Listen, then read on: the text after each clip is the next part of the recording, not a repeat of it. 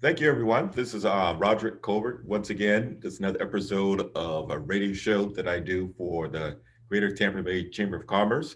I believe this is our third episode. And today I have another good friend of mine. His name is Jean-Rene Rinvil, someone that I've known very well for a very long time. He was gracious enough to be on one of my programs here. And he certainly defines someone as an entrepreneur, artist, a thinker, um, uh, a community activist. So let's see for the next, a little bit of time, we can learn more about Jean Rene. He's based here in Tampa. I don't think he's originally from here, but we're going to ask him some questions to explain more about himself and what he's been doing here in Tampa Bay. So welcome, Jean Rene. Hey, Roderick, thank you for having me. We've been talking about being on this show, so thanks again for extending your invitation. And we're repping Haiti, so we have to say sec passe. I say not fully. We gotta represent. We have to represent no matter where we are. and, Uh, Being at a distance is nothing. and why is that important to you? It resonates really through much of your art and what you work and who you work with. Even I think it even sets the tone for what type of work that you do. Maybe you could explain to our audience something about that. Yeah, I think for me, I guess a quick background where I left Haiti when I was 12. So I'm parents and I, my other sibling. So we moved to Miami back in 1986. So live in Haiti, coming to Miami, it I really felt like I left Haiti, but then I guess Haiti never left me. And so I found myself, and I think it was seventh or eighth grade. One of my mission in life was to dispel the negative stereotype about Haiti. And I wanted to find because the medium I wanted to go into was photography in the beginning.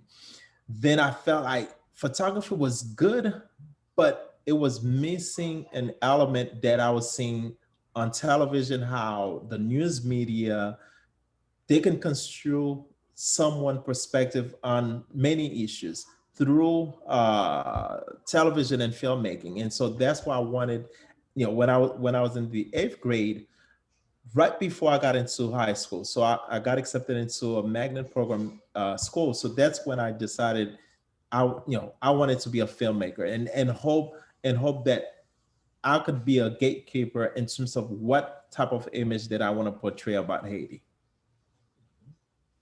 And And so, and throughout my entire career, so my work really, even if it's the Caribbean, but I always definitely want to make sure that I highlight Haiti. mhm. And what is it about Haiti that you feel that really inspires you? Is it, the social relations that Haitians have amongst each other, the strong history, the language, the culture, the history? What is it about Haiti that really inspires you? I think it's everything.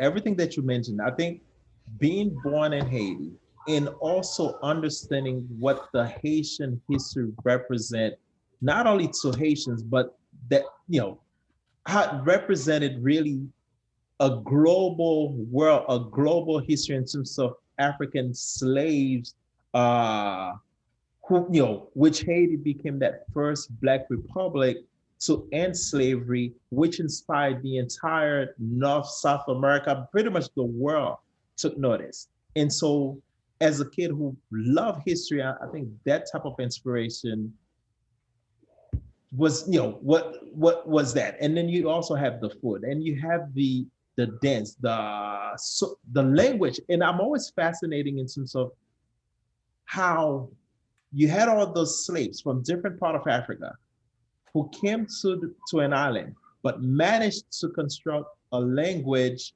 which today is spoken by millions of people. So where you have your own spoken language, to me, that's a fascinating aspect in terms of the Haitian culture. Because we may look at the other Caribbean countries, you would find almost all the Spanish speaking Caribbean countries, guess what? They spoke the colonizer language. Even most of the other English, Caribbean, in Jamaica, I mean, you have people who also speak Patois. You have, I mean, Belize, they speak a Creole, but Mhm. for the most part, in terms of where in Haiti, where it's like Creole, where Creole is the official language spoken more than about 90% of the population. Although in the beginning, French was really the uh, the so-called official language, but guess what? Majority of the people really spoke Creole. Mhm. So I think the hate, the everything about Haiti and literally inspired me to continue doing my work. I know from just my own personal trip to Haiti. I haven't been there recently, but sometime in the '90s is the color aesthetics of Haiti. It's a very vibrant society with lots of colors, lots of sounds, um, and I think that's really reflected in your work. In terms of how beautiful your work is physically and aesthetically. How you bring in different images, how you really use color, how you um, how you feature how people speak, their sound, how they vocalize, and I definitely see that the Haiti has its own unique aesthetic Oh that my has God. contributed No, to the world. the aesthetic itself, I mean, like you just mentioned, you land in Port-au-Prince. And for me, it's like the sun hits you totally differently than, if I'm in the state. The colors, I mean, you have the top, you have top, sort of like those buses Oh yeah, those where, top buses, yeah. I mean, music all over the place. So it's a place where you can't. It's it's it's not a place where people sleep because it's really just.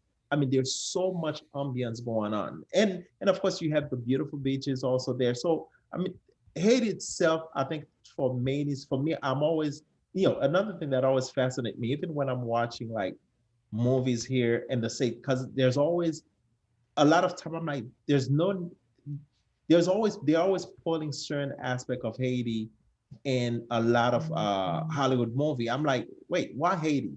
Because mind you, what do we keep hearing? Oh, the poorest, the poorest, the poorest. But what is the fascination also with the so-called poorest country? Yeah, So yeah. It's certainly a country that really resonates and fascinates many people. Um, and now, piggyback on that, how did you see yourself transitioning once you became an adult? How you wanted to put yourself on a path to being in the arts as a career? well, again, I think when I left Miami, moved to Tampa, that was like 1993. I mean, this is how far we go back. Also, you know, I don't back tell people I'm that old. back in the old days. And so when I came to USF, I think I remember they had a film program.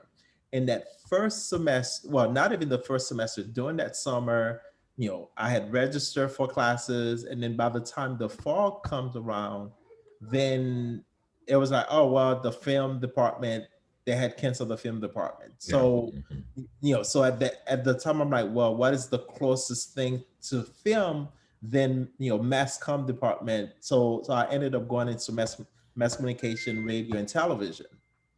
And so I think from that point on, my path was always, I think project that I've done even back then was still somewhat fun.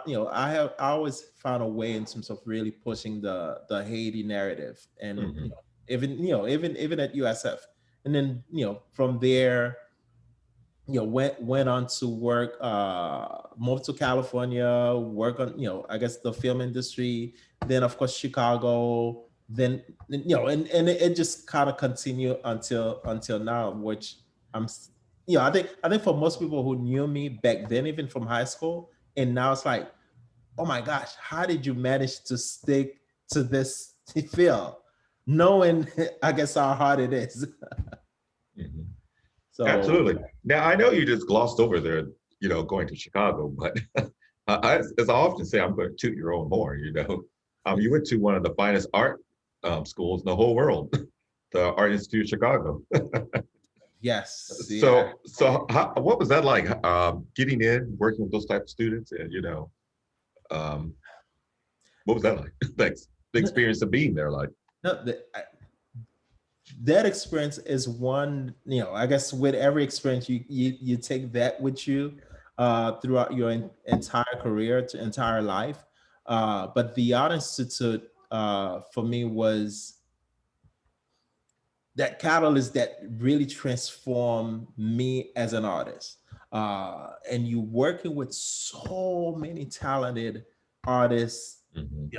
at the Art Institute. So friends that I have, have met there. And so to me, everything about the Art Institute was really worth in terms of the journey that I wanted to take. And I think it was there for my thesis project, which one of my short project called La Vichette, a crisis for the poor in Haiti. And so that project went on to do so many great things for my career, and so I think it was definitely, and I still have a lot of connections, through with other people still at the Art Institute. So it was definitely a fascinating place. And then what about the city of Chicago? Every time I've always lived in Tampa, so every time I go to Chicago, I feel like I'm on a different planet because it's so Yeah, different you from are, you Tampa. are. No, no. I think what I like about Chicago is, you know it's fast, but it's definitely not as fast as New York.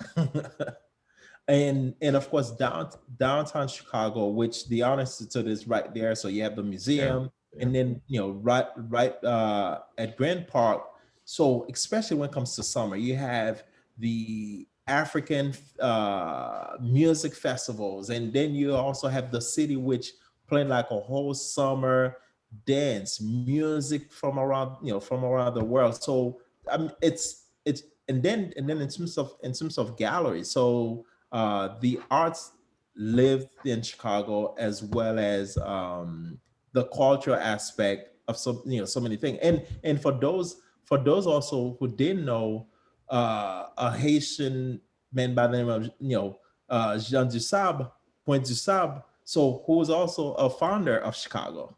So the Oh, really? Haitian roots, Didn't know yeah, that. Jean Baptiste Point Dusab, so the history in terms of Haiti, Haitians in the US is nothing new. So I think this is why it's important in terms of history. Once you understand history and you really spend time to really read about on your history, then it'll expand your mind. I know certainly if you ever go to New Orleans, the influence of Haiti is quite strong there. Well, Jean Baptiste, because it was really sort of like before he went to Chicago, he was sort of like in Louisiana. Oh, okay. So from there, migrated west into Chicago. Sure.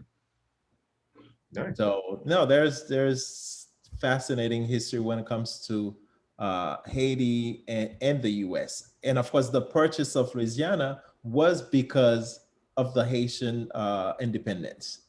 Because when France realized that they lost that colony, the richest colony at the time, and so that's when they sold Louisiana to the rest of the U.S. And it's personally someone that's a jazz lover. A lot of the roots of jazz music comes from Yes. Haiti Yeah, the through New jazz, Orleans. Hmm. you take jazz music, when people talk about Louisiana in terms of Creole, so really what they referring to is the Haitian Creole, which which of course, I guess, with the English mix into it. But I'm saying, like, even funerals, the way that funerals are done in Louisiana in particular is the same way they've always been done in Haiti. Oh, okay. So the cultures of those two places, you know, identical. where it's kind of like what they call it, laissez bon ton relay kind Yes. of Haitian, what they call them, Haitian funerals, Haitian marches, or something like that. Yeah, the Haitian Mardi marches. Gras or something like that. Yeah, I mean, and again, that's because Mardi Gras is the aspect of Haiti, so many other stuff like African countries or Caribbean roots, and so and Louisiana is they still have Mardi Gras. Yeah, So it's interesting, and now talking specifically about you now, in terms of the type of content that you work on, how would you describe the type of projects you try to do? the type of project. Okay, so there's two parts. The main work that I try to do are more the conscious driven projects, and at the same time, and I've worked stuff like on on television as well, and so and then I'll it's like I have the serious side, then I also have just the entertaining aspect. So whether it was from dating shows to soap operas to just regular entertaining music shows. So those are more the television side in terms of how I work. But when it comes to my film, well, my document is, for now, I think, most of those are more educational type. I think I've mentioned La Vichette, and then another big project, I have that's been streaming, to a lot of other streaming content, and as well as educational distribution, so which is Culture Clash, which was which dealt with Caribbean children and and immigrant parents, and then currently I have Healing a Nation, Trouble Matalo. Mhm. And so, so of course, Trouble Matalo, which focus on mental illness disparity in Haiti.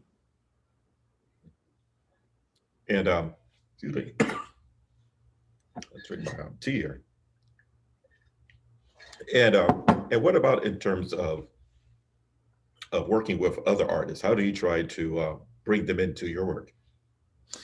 I think it's finding something that's common, because how each one of us in terms of artists, so we have certain type of genre that we more associate with, and so it's to find something that is common between the two of us, and say, hey, you know Hmm. what, I can work with this artist. Let's say if it's a narration, or this person might be good in terms of some of the other technical, whether it's lighting or Oh, yeah, sure. audio, and so there's a whole range of ways that I've worked with other artists, Mhm.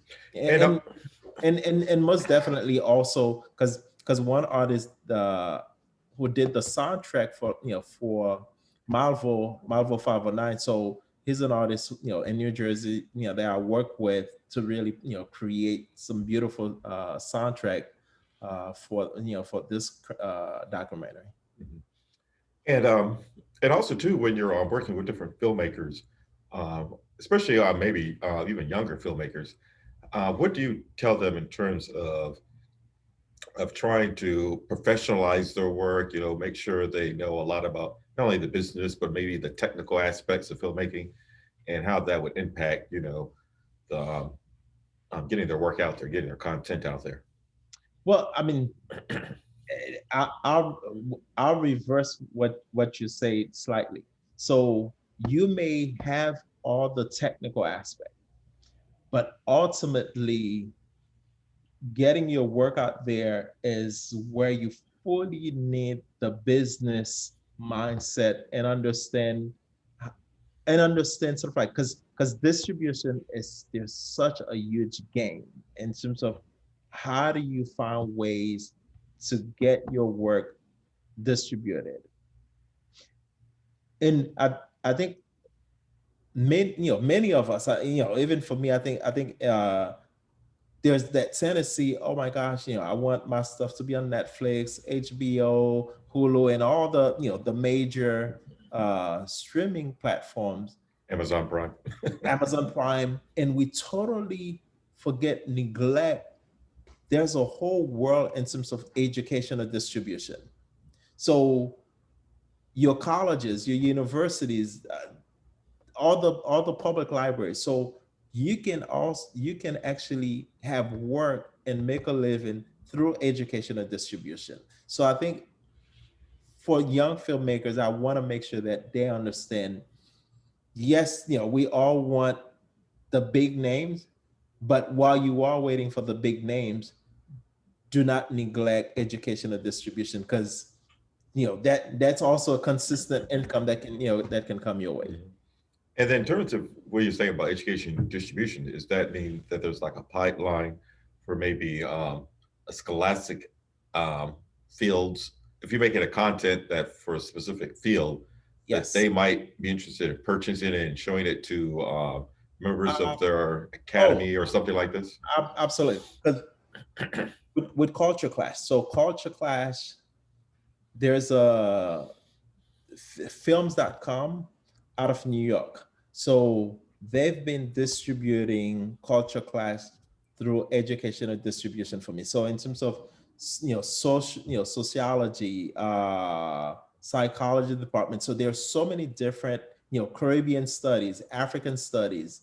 So there's a lot of department that would constantly sort of like rent out the film, show it to their student. They sometime will have a quiz on this. So so as a filmmaker, you see your work being distributed where people are studying what you actually work on. So Oh, that's there's cool. a Mhm. whole list in terms of subject matters that you can say, I'll create a 30 minutes or 40 minutes project on whatever the topic you feel comfortable in working on.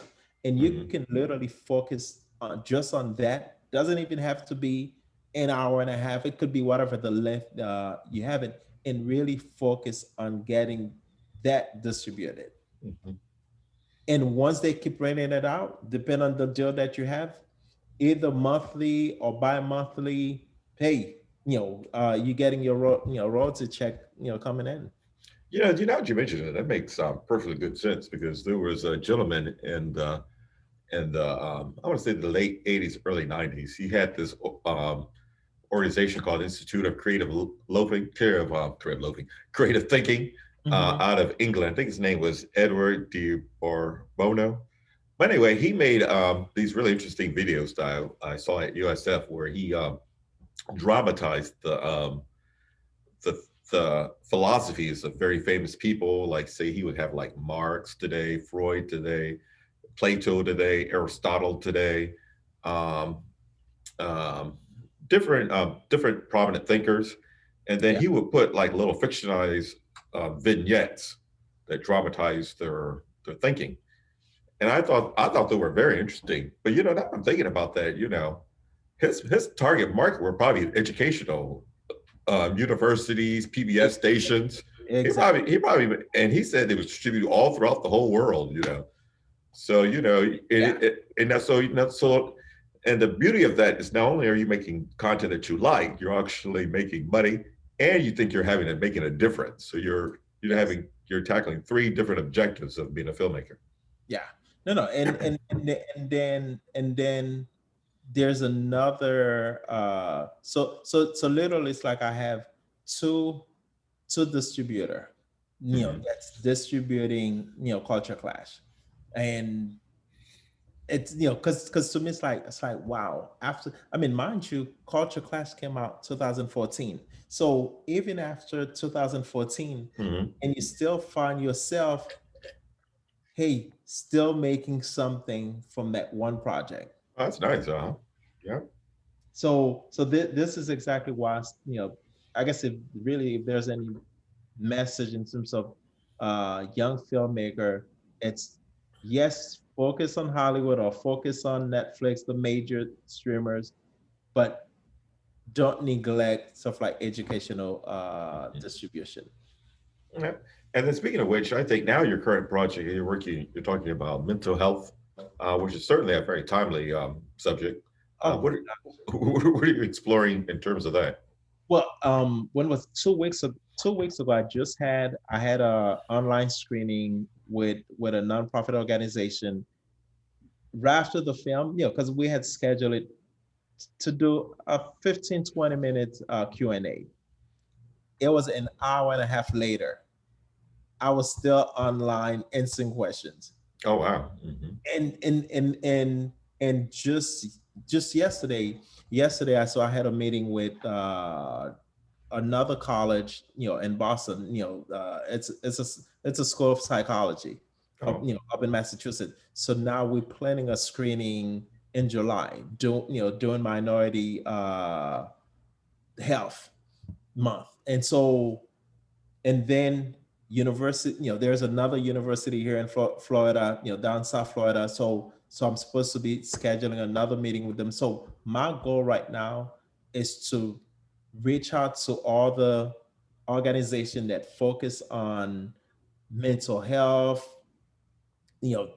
children behavior, or even stuff like, I guess minority health, Haitian, studies. So part of my goal is to organization, colleges, universities, where I can, whoever would like to host a screening, where they, where we can, where I can go around and really host the screening. Because for me, part of the screening is not so much just this is what happened in, in Haiti, but I want to make sure that we also, in a local level, bring resources to those who are impacted with mental illness.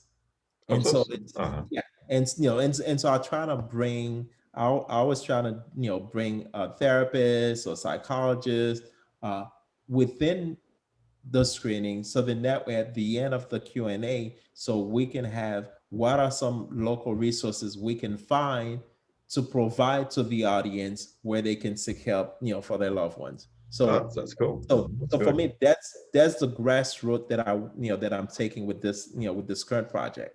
Hmm, that's great.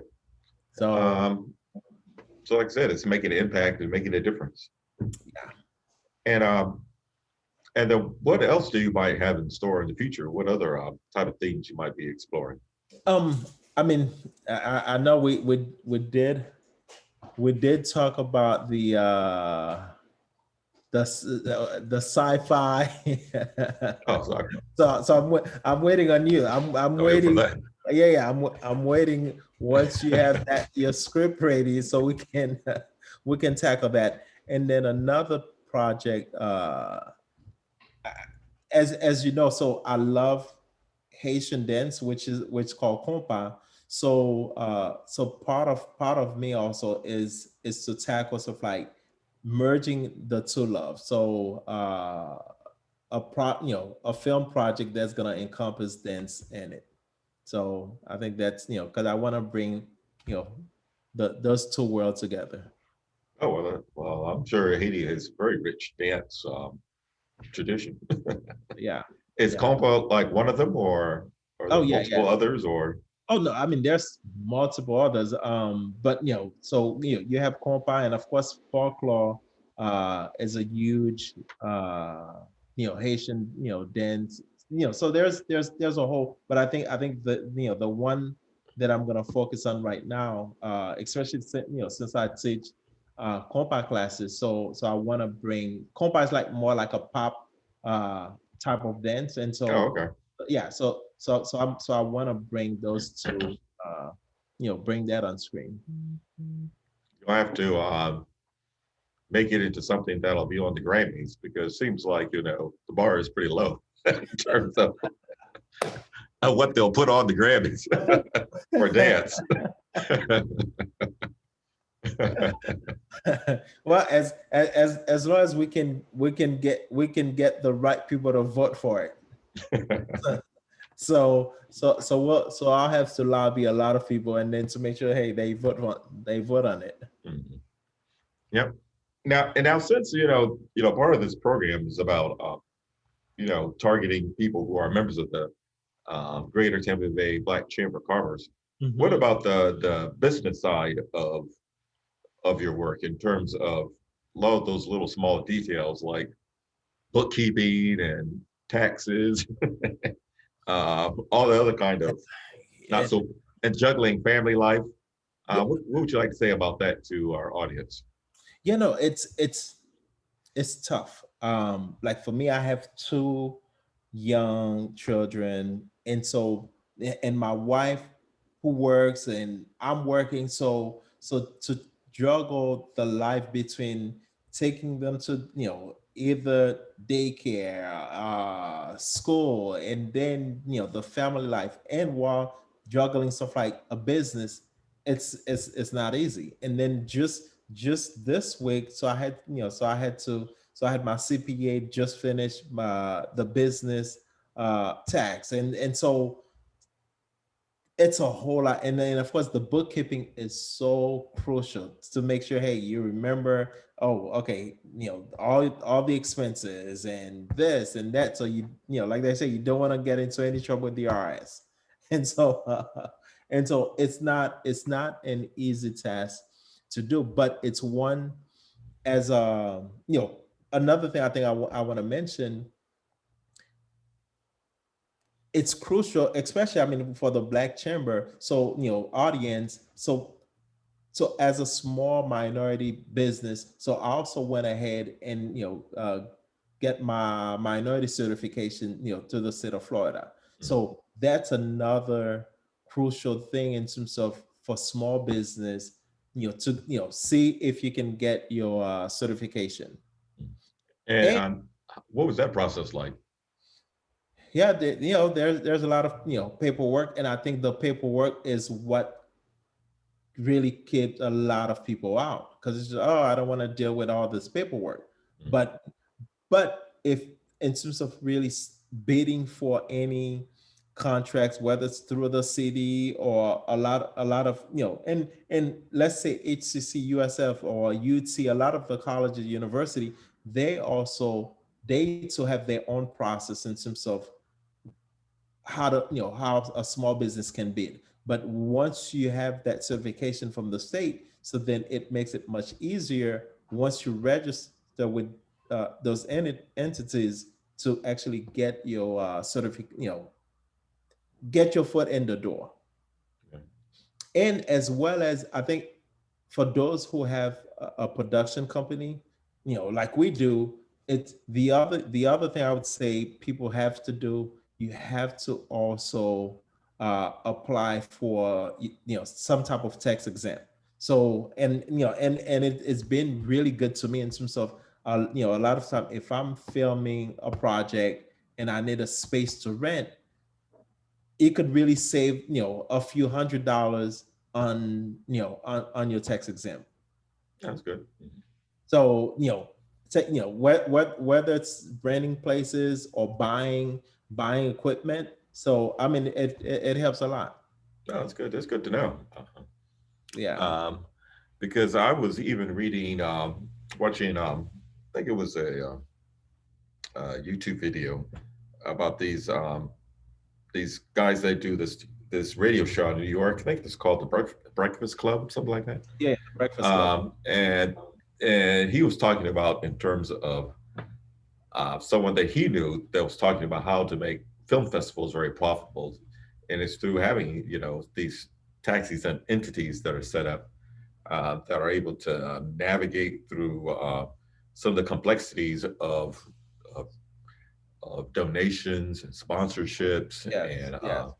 and even that some places there's companies that are willing to donate media advertising because they may not give you any money but they might give you media space or something like Yes, that yeah. No, well, if because Mhm. well, without cutting you, even a lot of the cable companies. So I remember, a lot of project I've worked on, they would definitely, give you ad space to run your film festival ads, and and so I mean, but again, it takes a lot of information, and you gotta have either a team that can really help you navigate through all those different spaces, because it's a lot if you're just a single person, creating, having a small business, trying to navigate through all the spaces.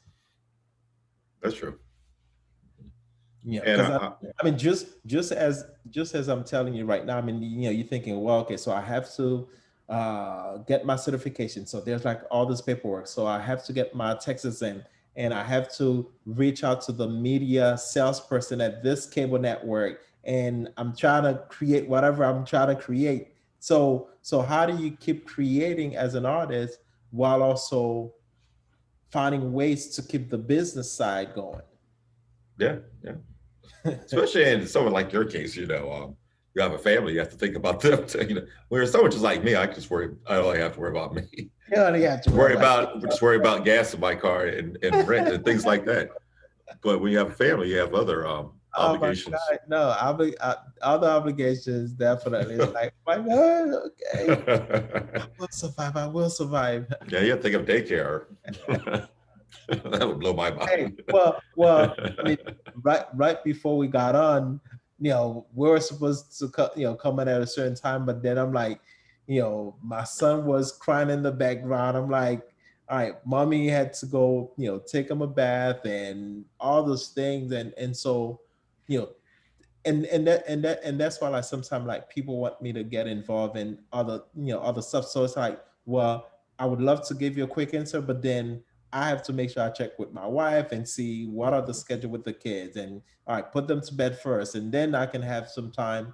And as once we're done right now, I have a couple of projects I need to jump on to finish. So when you are into entrepreneur, also as well as an artist, it's just you literally don't sleep that much. Did you say sleep? What is sleep? I never heard Yeah, of what is sleep. sleep? Well, yeah, yeah, I mean, who needs that? Don't need it.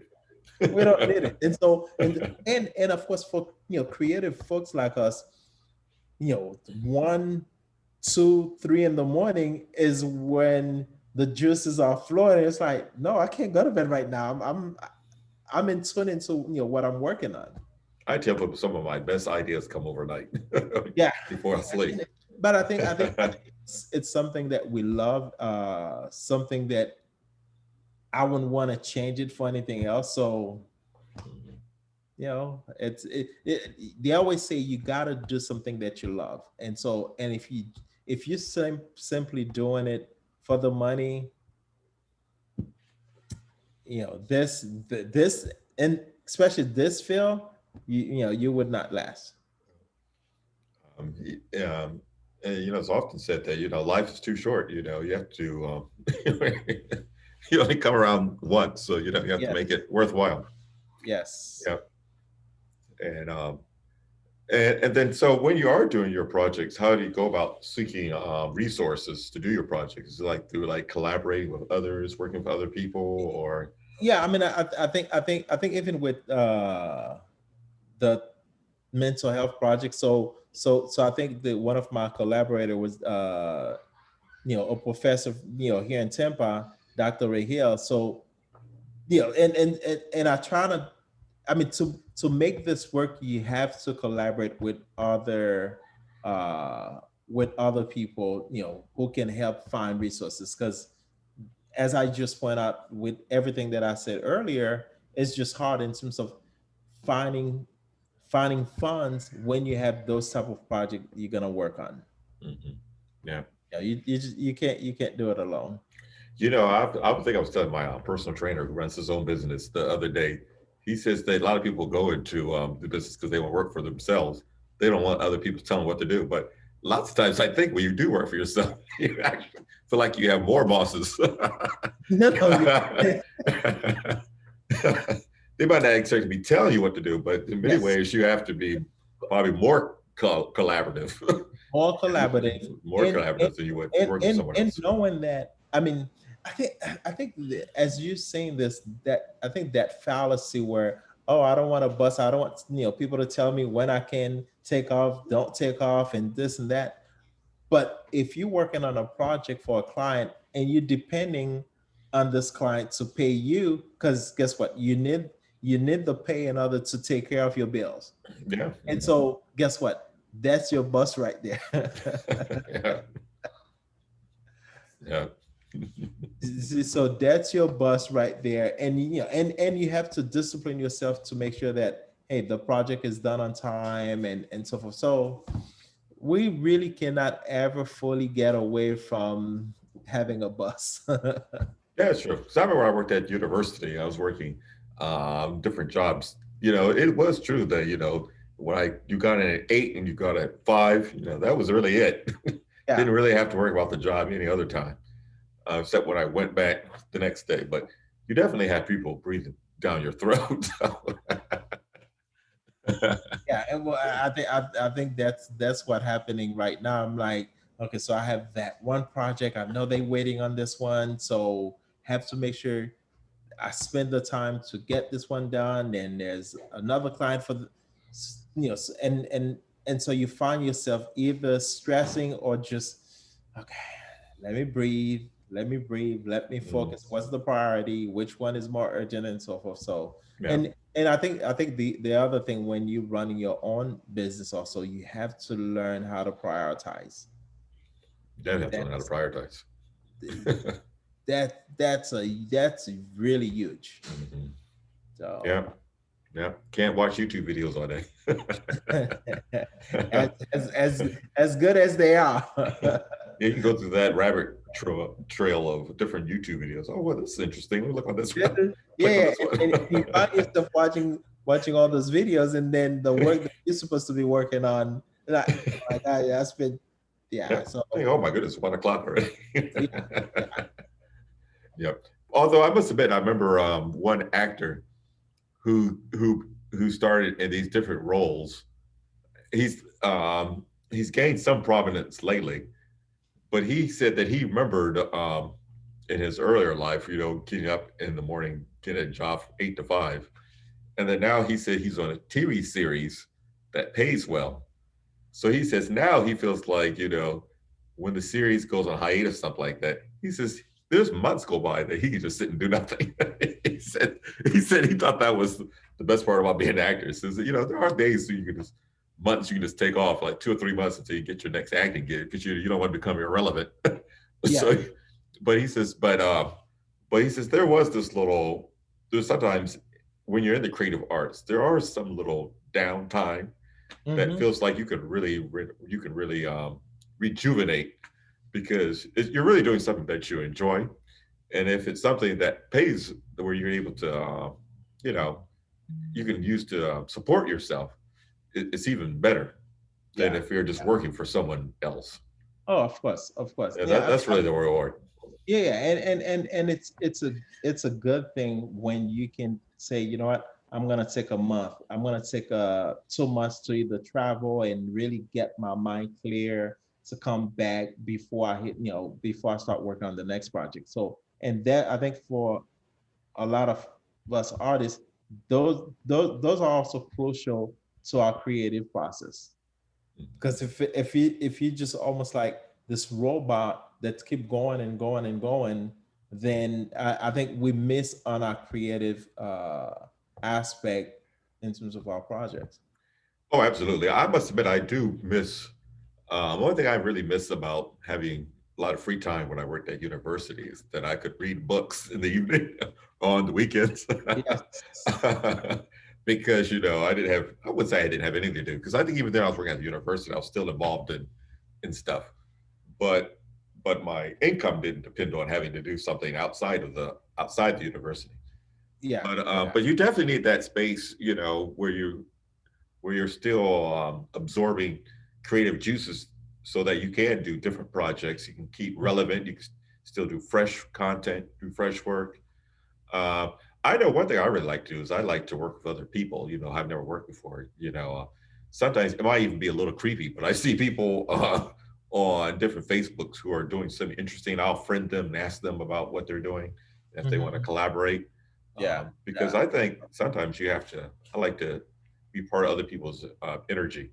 And then Yeah. same with me, people will contact me and say that, you seem like, you have very diverse interests and they want to collaborate. So I think that's really the joy of being someone that's involved in the creative arts. Yes, that's it. Yeah. Well, so if you have, are there any specific trailers that you think you might want to attach to this video that we can show at the end or something like that? You Yeah, want to so mention? yeah, so Healing a Nation, which is dealing with mental disparity in Haiti, but like I said, it's of course mental illness is not just a Haiti issue; it's a global issue. It's family issues and so forth. Uh, so we will play a short clip of Healing a Nation, for the audience to see. I read once, I don't know if it's true or not, that Haiti has one of the lowest levels of suicide of any country. Had you ever heard that before? Yeah, actually, and we did talk about that also in this project, and so this is why it's gonna be crucial for any organization to come and host a screening. Oh well, yeah. So I have to check that Okay. out. Okay, well, I certainly don't want to take too much of your time. We can add a couple of your clips, anything else you want to watch, and we certainly look forward to any other work that you might be doing now and in the future. Yeah, no, absolutely. Thank you to the Black Chamber of Tampa, and so of course, Roderick, thank you for extending, you know, this invitation. So it's I think this is a good way in terms of the Black Temple Chamber, putting together in terms of also having you on board, getting that type of information, to the audience. Okay, then.